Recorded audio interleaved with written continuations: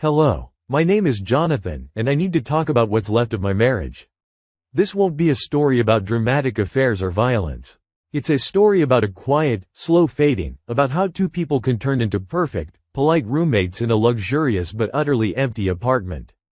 I'll write it all down as it is, with details. It might take a while, but I had to do it to finally make sense of it all myself. I met Caroline at a business school graduation party.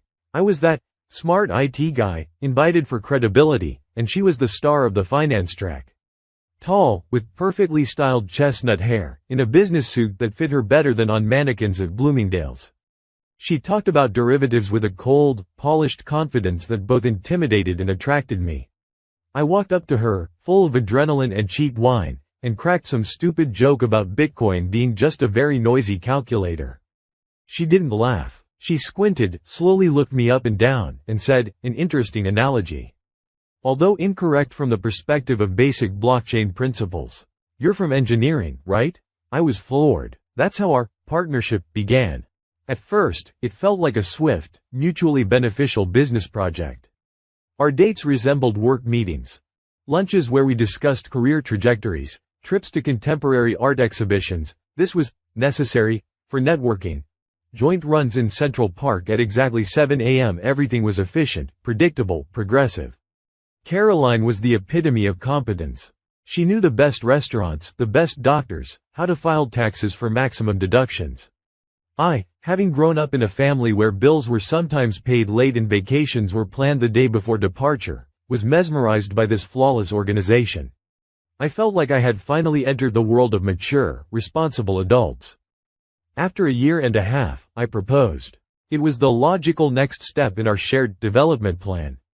I bought a ring approved by her jeweler friend, who also appraised it, and invited her to a Michelin-starred restaurant. I gave a rehearsed but sincere speech about how we were the perfect team. She smiled her even, flawless smile, said, "Yes, that makes sense," and allowed me to slip the ring on her finger. Then we discussed potential wedding dates to ensure they didn't conflict with her company's quarterly reports. I didn't find that strange at the time. I thought it was maturity. The wedding was a flawless event for 150 people in a loft with a view of the Brooklyn Bridge. Everything was in the color scheme of dusty rose and dark sage. My college friends in their not quite perfectly fitting tuxedos felt a bit out of place among her Wall Street colleagues. My mom, a kind and emotional Italian woman, cried, but quietly, because Caroline had gently asked her beforehand to preserve her makeup for the photos. Caroline and I stood in the center, smiled, danced our first dance to an acoustic cover of a rock song she had chosen because the original was too aggressive for the atmosphere. Everything went off without a hitch. Like the most successful project. We bought an apartment in a trendy Manhattan neighborhood. Caroline took charge of the entire renovation, hiring a designer. I was asked for my preferences. Foolishly, I cheerfully said I loved warm wood, wanted a comfortable reading chair by the window, and dreamed of a dark blue accent wall. In the end, we got an apartment in the modern Scandinavian wasteland style: concrete, cold metal, white, and rare accents of gray. The designer explained this was an investment in aesthetic longevity. My reading chair was replaced by an architectural masterpiece of steel and leather, sitting in which for more than 10 minutes was torture for my lower back. The dark blue wall was out of the question, it would fragment the space. My books were neatly arranged by spine color on closed shelves to avoid visual noise. I consoled myself. I have a beautiful, smart wife, we're building a successful life. My friends were envious. My parents were proud. What more could I want? I drowned out the quiet inner voice whispering that our home felt like a suite in a fancy hotel where no one truly lives. Then began the work on the most important joint project, our daily life. Caroline implemented a system. We had a shared cloud calendar. Every minute was accounted for. Workout at 6:30, breakfast at 7:15, leave for work at 7:50. Evenings were scheduled by day of the week. Tuesday, dining out, to maintain social status and explore new restaurants. Wednesday, relationship development time, usually watching a critically acclaimed series selected by Caroline. Thursday, individual time. I usually worked. She went to wine tasting courses. Friday, social events or weekend planning. Saturday morning, cleaning with a service. Caroline gave them a 54-point checklist: Saturday evening, spontaneous relaxation, planned a week in advance. Sunday, prep for the week, shopping, ironing, analyzing past and upcoming matters. Sex also entered the schedule. Roughly twice a week, most often on Wednesdays and Saturdays. It was hygienic, efficient, and lifeless. Like maintaining a complex mechanism. We achieved mutual synchronization, but the passion, the kind that makes you forget about time and schedules, had evaporated somewhere in the first year or two. I sometimes tried to introduce an element of spontaneity but met with polite, firm resistance. Jonathan, I have an important call with Hong Kong early tomorrow. Or, honey, I just did a peel, skin contact isn't advisable. Gradually, I stopped trying. My friends began to slowly disappear from our schedule. First, Caroline would gently point out their incompatibility with our dynamic. Tom, who could drink too much and start talking politics. He creates a toxic atmosphere. Jonathan. Lisa, my artist friend who might show up in ripped jeans with a bottle of cheap wine. I don't think you have enough common ground with her for a long-term friendship. She lives in a different paradigm. Meetings became rarer, and when they did happen, Caroline turned them into interviews, asking people about their careers, investments, future plans. My friends felt awkward. They stopped calling. I justified it as adult life. Everyone has their own concerns. The most painful was the control over my hobbies and family. I played guitar since childhood. Not seriously, but with love. In our apartment, there was no place for a guitar, auditory chaos. I rented studio time to play there. Caroline supported it. Great, it's good for fine motor skills and stress relief. But please choose a studio near your office to avoid wasting time commuting. Guitar was to be strictly on Thursdays, during my individual time. The desire to play on a Tuesday evening would elicit a mild reproach, but we have dinner planned. You can't reschedule shared plans for impulsive whims. My parents, Anthony and Maria, living in New Jersey, had always been a source of unconditional love and mild chaos for me. Their house smelled of lasagna, coffee, and old books. Mom always had something simmering on the stove, and Dad was forever tinkering in the garage. Caroline tolerated them. Her visits there resembled diplomatic missions to a developing country. She brought perfect, soulless gifts, expensive balsamic vinegar, a cashmere shawl, politely declined second helpings of pasta. Thank you, Maria, I'm watching my nutrient balance. And gently but persistently corrected their mistakes. Anthony, you know storing old paint cans in the garage is a fire code violation, right? Gradually, I started visiting my parents less often myself. I felt awkward about their mess and simultaneously ashamed of that awkwardness. When I visited alone, Mom would look at me with sad eyes and ask, "Son, are you happy?" I always answered, "Of course, Mom. Everything's great." But everything was far from great. I began to catch myself having strange thoughts. For instance, I would stay late at work just to sit in the empty office and look out the window. Or I'd take the longest route home. Our impeccable home began to weigh on me. There was nothing of me in it. Not a single imperfect, living detail. Even the air felt filtered and sterile. Our communication dwindled to discussing logistical and business matters. Jonathan, the concierge service bill came. I paid it. Your half is $275. Caroline, the designer, sent a proposal for new living room curtains. Shall we look at it together? Jonathan, your father called. Reminder, their anniversary is in 3 weeks. We booked them a cruise back in February, don't forget to sign the card. We talked, we coordinated, we were perfect partners. But we stopped conversing. I couldn't tell her, I felt so sad on the subway today. I saw an old couple holding hands and wanted to cry.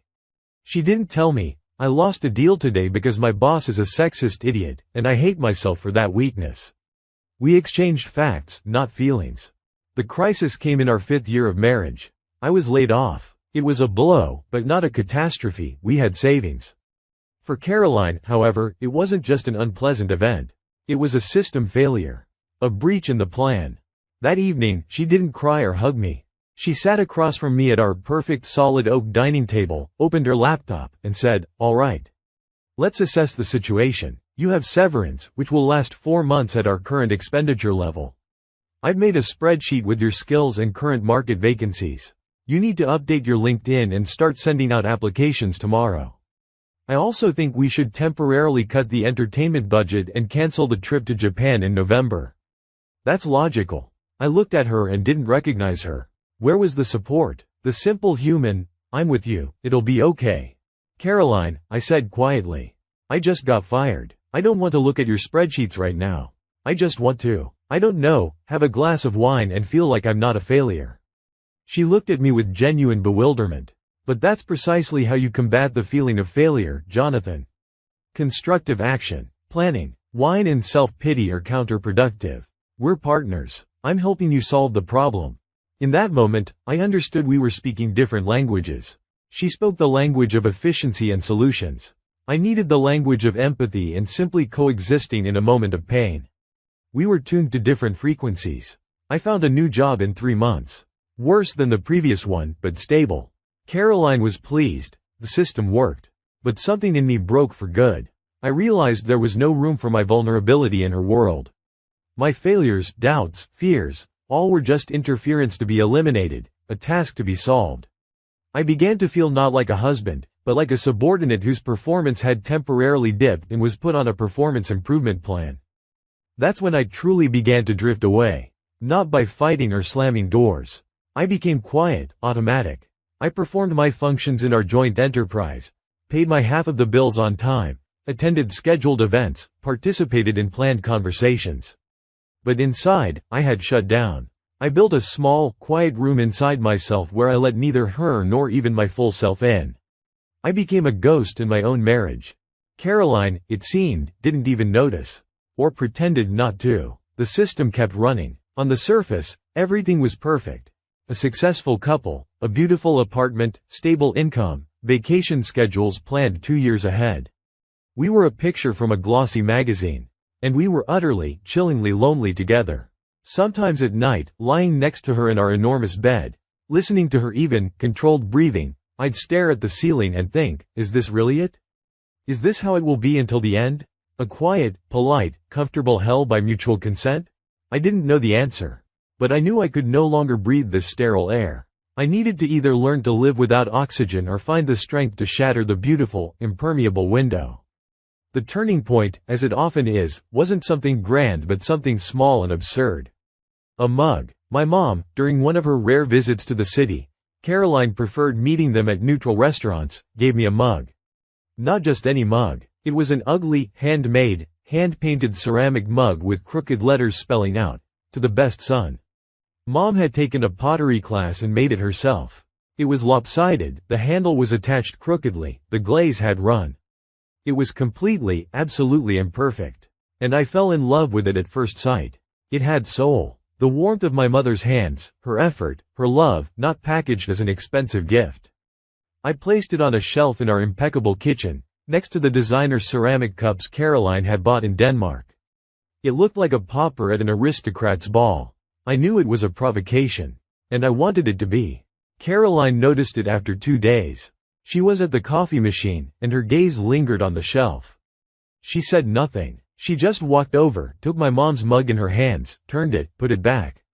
Her face was impassive. That evening at dinner, she asked calmly, "Jonathan, what is that item on the kitchen shelf?" "It's a gift from Mom. A mug. She made it herself." "I see," Caroline said, cutting a perfect piece of salmon. She certainly tried very hard. But perhaps she should take a few more classes before gifting the results. That item disrupts the overall kitchen aesthetic. It could give guests the wrong impression.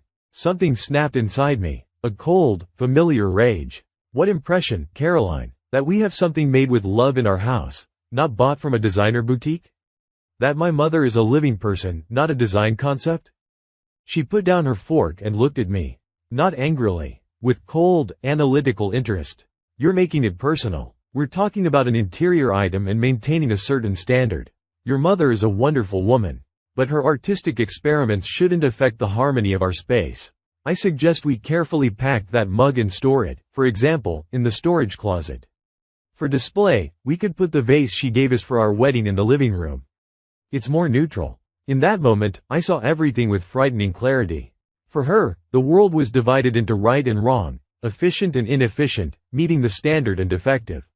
My feelings, my mother's feelings, the very idea of emotional value, All were outside her system of coordinates. They were interferences to be eliminated or isolated. No, I said. The word sounded loud and foreign to my own ears. The mug stays on the shelf. I will drink my coffee from it every morning. Silence hung in the air, thick and heavy. Caroline hadn't expected a direct refusal. In our system, disagreements were resolved through discussion, compromise in her favor, or postponement. A direct no didn't exist. All right, she finally said, her voice icy. If it's that important for your emotional stability. But please, at least put it on the bottom shelf. So it's not in the direct line of sight from the entrance. It wasn't a victory. It was a truce where she conceded a patch of swampy land to me while retaining control over the entire territory. But for me, it was important. That ugly mug became a symbol. A pinch of salt I threw into the perfectly balanced but tasteless dish of our life. The next few weeks were a cold war. Caroline didn't mention the mug, but its presence was felt in everything. She became even more flawless, even more reserved. Our already rare conversations dwindled further to information exchange. I, on the contrary, began committing small, quiet acts of sabotage. I bought myself a simple, cheap printed t-shirt and started wearing it on Saturdays at home. Caroline silently looked at it, and I could see her gaze sliding over the poor quality fabric, but she said nothing. I left a couple of books on the perfectly clean glass coffee table in the living room and didn't put them away for 2 days. Once, I came home at 9 p.m. on a Wednesday, just because I felt like walking along the waterfront after work. I didn't notify her, I just came home. Each little rebellion was a breath of air for me. But the cost was high. The atmosphere at home began to resemble those old spy movies where enemies are forced to live in the same apartment, maintaining polite smiles while a bomb ticks. Only the bomb was our silent, years-accumulated void. I started seeking refuge outside. I reconnected with Tom, that friend who created a toxic atmosphere. We met at a bar near his garage where he now restored old cars. He hugged me, slapped my back, bought beers, and didn't ask a single question about Caroline, work, or my future plans. We talked about movies, music, how he tried to rig an alarm for our math teacher's locker in school. I laughed like I hadn't in years. My facial muscles even hurt the next morning. That night, I realized how much I missed simplicity. Unconditional acceptance. I also, secretly from everyone, including myself, started writing. Not reports or technical specs, but just a stream of thoughts. In notes on my phone, in password-protected documents. I described our days, our dialogues, my feelings. It was like performing an autopsy on our marriage. And the picture that emerged was bleak. 2 functional organs joined to perform social and economic tasks, devoid of a living, pulsating connection. One evening, scrolling through old photos in the cloud, I stumbled upon pictures from our wedding. I looked at my own face. I was smiling, but my eyes were tense. I looked like someone trying very hard to play the role correctly. Then I found a photo from a year before meeting Caroline. I was on a beach with friends, tanned, in a stretched-out sweater, with a silly straw hat on my head. And I was laughing so hard my eyes practically disappeared into slits. I looked at that guy and couldn't believe it was me. Where had he gone? When did he agree to trade that carefree, imperfect joy for impeccable, measured gloom? I showed that photo to Caroline, just to see her reaction. She glanced at the screen and smirked. God, Jonathan, how ridiculous you looked. And that sweater. I'm glad your style has evolved since then. She didn't see happiness. She saw a dress code. In that moment, I finally understood we weren't just on different wavelengths. We were in different universes. Our 6th wedding anniversary we celebrated with dinner at that same Michelin-starred restaurant where I'd proposed. Everything was perfect. The food, the wine, the service. We exchanged pre-ordered gifts. I gave her a watch she had essentially picked out herself by sending me a link a month prior. She gave me a skincare set from some incredibly expensive brand. We made toasts. She spoke of stability and mutual respect. I said something about an interesting journey. We smiled. The waiters probably thought we were the epitome of a successful marriage. On the way home in the taxi, I stared out the dark window and thought that real life was happening somewhere out there, beyond these panes. In the warm light of other apartments' windows, where people probably argued, made up, laughed for no reason, ate pizza on the floor, and weren't afraid to put an ugly mug in the most prominent place. We went to bed. And then, in the dark, I broke perhaps the most important unspoken rule of our marriage. I talked about feelings. "Caroline," I said to the ceiling, "don't you think we're bad together?" She didn't answer immediately. Then she turned on her side to face me. In the streetlight glow, I could see the contour of her cheek. "What do you mean by bad?" she asked in an even, businesslike tone. "We have no financial problems. We're healthy. We have no conflicts. Our social reputation is impeccable. By what parameters are you assessing bad?" Despair washed over me. How do you explain color to someone blind from birth? How do you explain to a being who speaks the language of facts what pain from the absence of something intangible is? "I'm lonely, Caroline. I'm lonely with you. We have nothing to talk about except schedules and bills. We live like two business partners sharing a living space." She was silent. Loneliness is a subjective feeling. Often it's caused not by external factors but by internal attitudes. Perhaps you should speak to a psychotherapist. I can recommend a good specialist who practices cognitive behavioral therapy. It's very effective for correcting irrational beliefs. I closed my eyes. It was a dead end. The worst kind. When you're not heard because the listener lacks the organs to perceive your language. I'm not talking about irrational beliefs. I'm talking about the fact there's no love in our marriage, Caroline. The simple, human kind of love. A long pause ensued. Then she said very quietly, and for the first time in many years, her voice held uncertainty, even something resembling pain. "And what is love, Jonathan? In your opinion, is it some kind of chemical reaction that fades over time? Or is it a decision? Commitment? Shared achievements? We've built so much together. Isn't that love?" And then I understood the most terrible thing. Perhaps, for her, that was love. Love as a joint project with high KPIs. Love as a flawlessly executed contract. She genuinely didn't understand what I was missing. And I genuinely couldn't explain. We were two different species trying to find a common denominator that didn't exist in nature. "I don't know what love is," I said honestly. "But I know for sure that I'm unhappy. And I think you are too. You just don't allow yourself to admit it." She turned sharply onto her other side, her back to me. "I'm tired. This is an unproductive conversation. Let's discuss this another time when you're in a more rational state." That was the end of it. We never returned to that conversation. But something had shifted, not for the better. Now, besides the politeness, there hung between us the knowledge. The knowledge that one partner considered the enterprise a failure. Ignoring that fact became harder. I started secretly browsing apartment rental sites. Not to move out immediately, but just to know I had a choice. That somewhere there existed a space where I could put my ugly mug wherever I wanted, and no one would look at it with cold judgment. And Caroline, as I understood from indirect signs, tightened control over what she still could. She repainted the foyer, from gray to a warmer shade of ivory.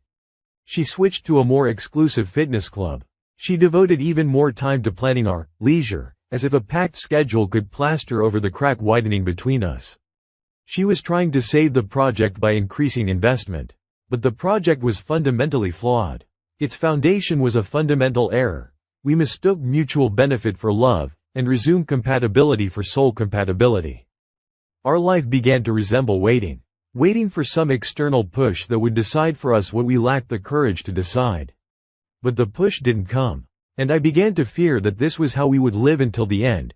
Two polite ghosts in a museum of their own successful life. Quietly hating each other for the stolen years and for the inability to simply say, "Enough. Stop. I give up." The push I both awaited and feared came from where I least expected it. From my father, Anthony Marcello, the eternal handyman, life lover, whose house was always full of noise, guests, and the smell of garlic. He had a heart attack. Not a massive one, but a warning shot. Mom called me in the middle of the day, and her voice held a panic she couldn't hide. I bolted from the office without even notifying Caroline, got into the first car, and raced to New Jersey. Dad was in the hospital, pale but already smiling. He joked with the nurses, calling them beauties, and complained about the bland hospital food. Seeing me, he waved his hand. "Don't make that face, Sonny. I'll outlive you yet." But in his eyes, for the first time in my life, I saw a shadow. A shadow of fear, weariness. The feeling that time, which had seemed endless, had suddenly acquired sharp, threatening edges. I spent 3 days at the hospital, sleeping on a cot next to his room. I helped Mom, talked to the doctors, listened to Dad's endless stories about his youth. And for those 3 days, I didn't think about New York, work, or Caroline. That world, the world of our projects and schedules, seemed toy-like, unreal. What was real was my father's hand in mine, rough and warm, the smell of hospital antiseptic mixed with Mom's perfume, the quiet nighttime talks when Dad recalled how I, at 5 years old, took apart his new drill to see how the birdie lives inside. Caroline arrived on the second day. She brought a perfect bouquet, no lilies, pollen, no strong scents, an expensive recovery kit, and a clear action plan. Which specialists were the best in that hospital, how to arrange home care, what supplements to buy. She was efficient, helpful, and utterly alien in this atmosphere of simple human emotions. My mother thanked her through tears, and my father looked at her with mild bewilderment, like it a very beautiful but incomprehensible device. When the crisis passed and Dad was discharged, I returned home. But I returned a different person. The sight of my own father, so strong and invulnerable in my memory, lying under an IV, overturned everything inside me. I understood life is finite. It's too short to spend on polite existence in a gilded cage. I came home late. Caroline was already in her pajamas, sitting on the couch with her tablet, studying, as I understood, reviews of private rehab clinics. "How is he?" she asked, not looking up from the screen. "Alive. Will live," I answered, taking off my jacket. "Great. I've compiled a list of recommended cardiologists and nutritionists. We need to insist your parents consult professionals. Their lifestyle requires correction." I didn't answer. I walked to the window and looked at the city lights. Everything the same view, the same perfect silence, the same woman solving problems like a computer program. "Caroline," I said, still looking out the window. "I want a divorce." The silence behind me became absolute. I heard her fingers stop swiping the screen. Then a soft click. She closed the tablet cover. "Repeat that, please." Her voice was even, emotionless. I said I want a divorce. "File for divorce. End this." I turned around. She sat perfectly straight, hands folded in her lap. Her face showed no shock, no anger, no tears. It held the same analytical expression with which she dissected a quarterly report. "Justify it," she uttered. One word, and then it all burst out of me. Everything that had built up over the years. I didn't shout. I spoke quickly, quietly, but each phrase was like a knife thrust. At both of us. Justify it? All right, we are not husband and wife. We are co-owners of property and social status. We don't converse, we exchange data. We don't love, we perform marital duties on a schedule. You don't see me. You see a set of functions. Partner, payer, accessory for social outings. I fall asleep and wake up with a feeling of freezing emptiness. This house isn't a home, it's a showroom. You don't ask how I feel, you ask if the plans have been met. When I had trouble at work, you didn't support me, you solved the problem. Like a task. I'm tired of it. I'm suffocating. I want to live, not function. I want to be loved not for being efficient, but simply for existing. I want to see an ugly mug on the shelf and know it has a right to be there. I want spontaneity, chaos, feelings. Even if it's arguments and tears. That would be better than this dead, polite silence. I finished, out of breath.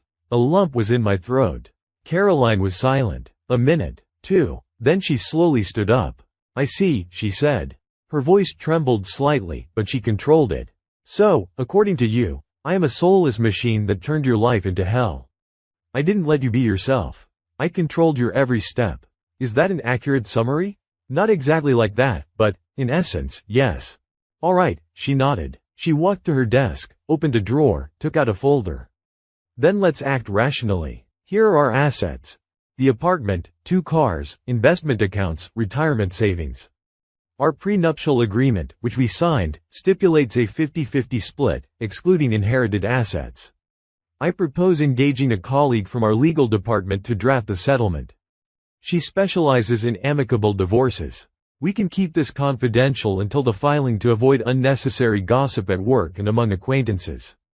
I estimate the process will take 3 to 6 months. Do you agree with this approach?"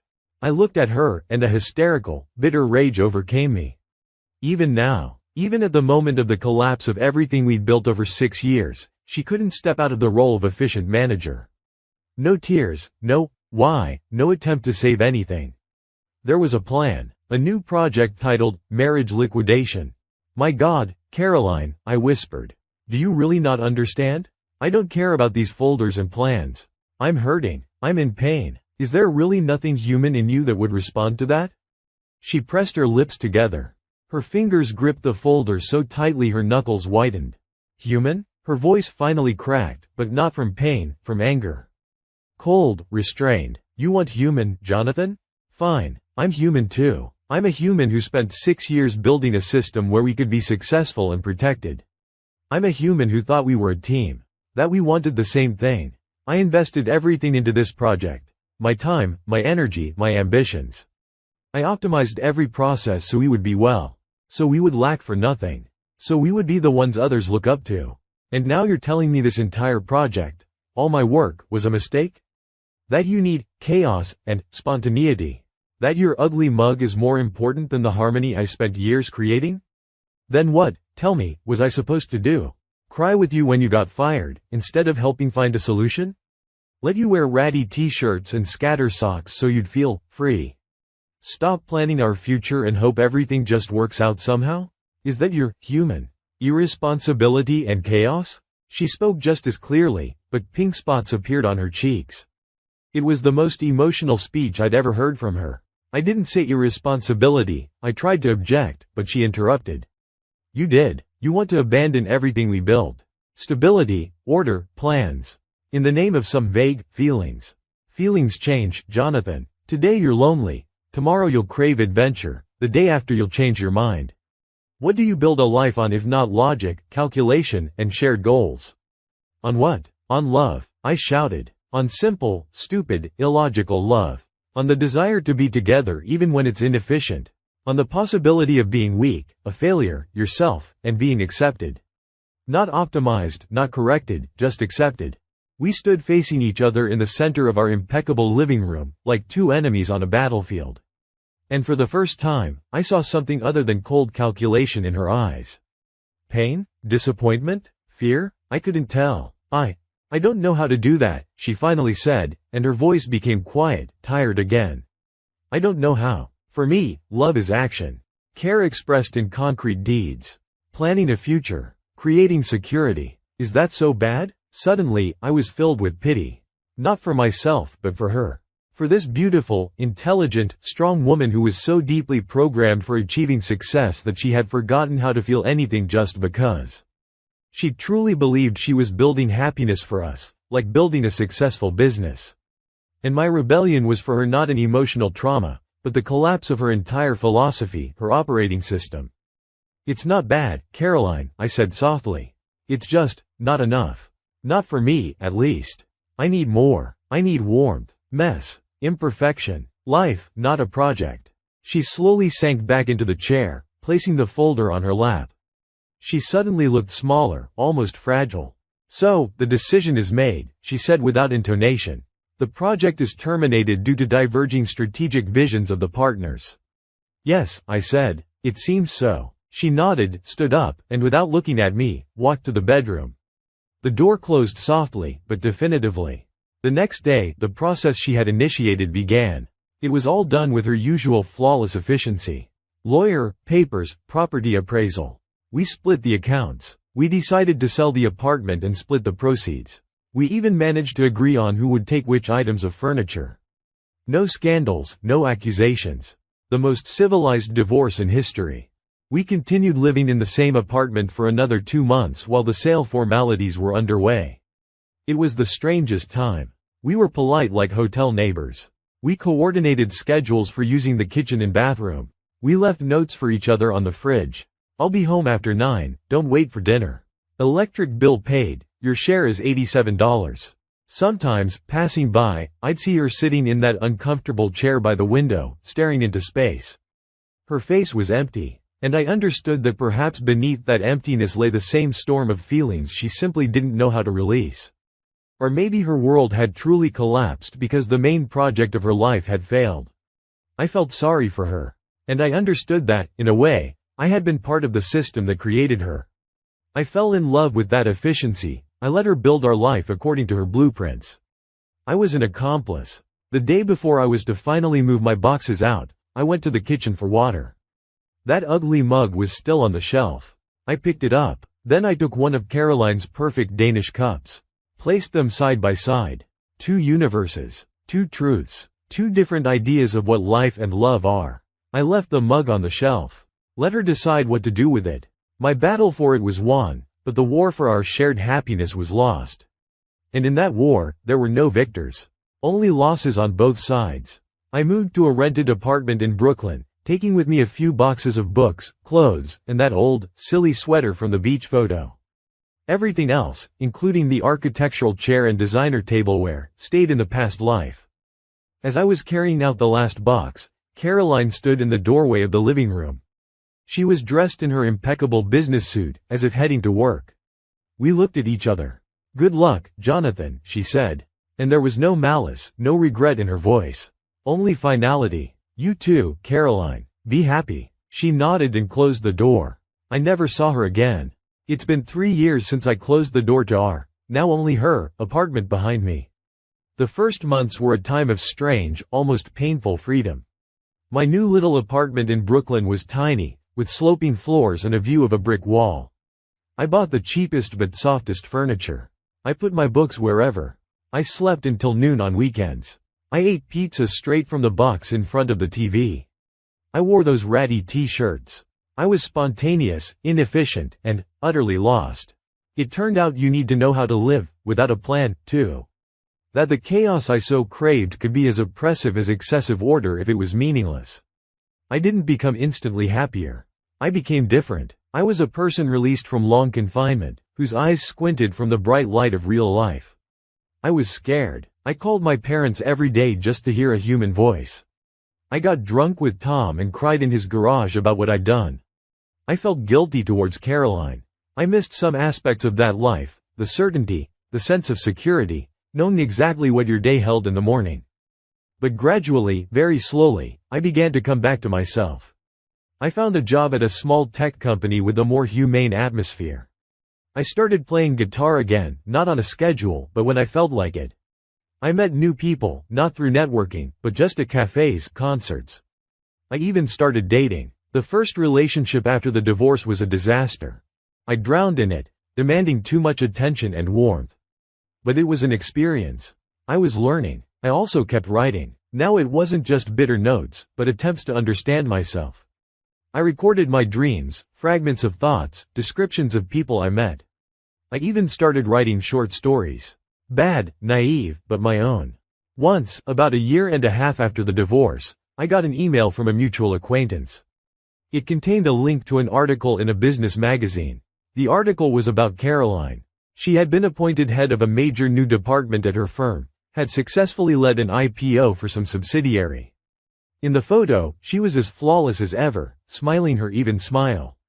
The headline read, "Caroline Reed, the strategy of flawless success." I read the article. It quoted her saying, "In business and in life, I value clarity, control, and long-term planning. Emotions are interference for making the right decisions." I closed the article, and for the first time, I felt no pain, no anger. Only a slight sadness and, strangely, respect. She had remained true to herself. She had built the world she wanted to live in, even if it seemed desolate to me. That was her choice. I was building mine. My world was noisy, not always tidy, full of surprises and sometimes painful mistakes. I didn't have a 5-year plan. I had ideas, hopes, and a fear I was learning to overcome. Last year, I met Sarah. She's a librarian. She has freckles on her nose, a laugh that echoes down the street, and a habit of losing her keys. She doesn't have a 10-year career plan. She has a cat, pots of flowers on the windowsill she constantly forgets to water, and the conviction that the best evening is one with a book and a mug of cocoa under an old blanket. We're not a perfect couple. We argue about movies, she hates my love for dark chocolate, and I don't get her knitting hobby. But when I'm down, she doesn't make spreadsheets. She hugs me and stays quiet. And when she's down, I can just sit with her, hold her hand, and I don't need to fix anything. Just be there. We live together now. Our apartment is in creative disarray. On the kitchen shelf, next to her heirloom tea set, stands that same ugly mug from my mom. Sarah thinks it's the most charming item in the house. Sometimes I wake up at night and hear her even breathing. And I feel not a freezing emptiness, but a warm, alive calm. I don't know what tomorrow holds. And that doesn't scare me anymore. The other day we were at my parents'. Dad, fully recovered now, was grilling in the backyard, loudly cursing the coals. Mom was setting the table with her best tablecloth, stained with spots from long ago celebrations. Sarah was helping her, and they were laughing about something. I sat in the old creaky armchair, watched them, and suddenly caught myself thinking, I'm happy. Not like in that old beach photo, carefree and bright, but somehow deeper, quieter, more mature. Happy to have the right to this imperfect, real life. My marriage to Caroline wasn't a mistake in the conventional sense. It was an important, though painful, lesson. It showed me who I am not. And ultimately, it pushed me to find out who I am. Caroline and I were two different books mistakenly bound together. The pages stuck, and separating them was painful. But now, as separate volumes, each of us has perhaps finally found our reader. Or at least the freedom to simply stand on the shelf and be ourselves. I'm not angry anymore, not regretful, I'm just living. And that, it turns out, is the whole point. To live, not survive. To feel, not analyze. To love, not manage. And to let your ugly, beautiful, imperfect mug occupy the most prominent place in your world.